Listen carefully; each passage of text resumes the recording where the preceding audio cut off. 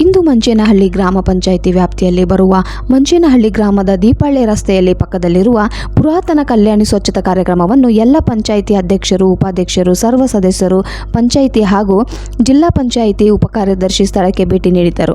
PDO, panchayat ಸಿಬ್ಬಂದಿ ವರ್ಗದವರು ಹಾಗೂ ಅಂಗನವಾಡಿ ಕಾರ್ಯಕರ್ತರು, ಆಶಾ ಕಾರ್ಯಕರ್ತರು ಹಾಗೂ ಆರೋಗ್ಯ ಇಲಾಖೆದವರು, ತಾಲೂಕು ಪಂಚಾಯಿತಿಯ ಸಹ ನಿರ್ದೇಶಕರು ಇವರೊಂದಿಗೆ ಸಿಇಒ ಆದೇಶದ ಮೇರೆಗೆ ಪುರಾತನ ಕಲ್ಯಾಣ ಸ್ವಚ್ಛತೆಗೆ ಹೊಂದಿಕೊಂಡಿದ್ದು ಎಲ್ಲರೂ ಸೇರಿಕೊಂಡು ಸ್ವಚ್ಛತೆ ಮಾಡಲಾಗಿದೆ.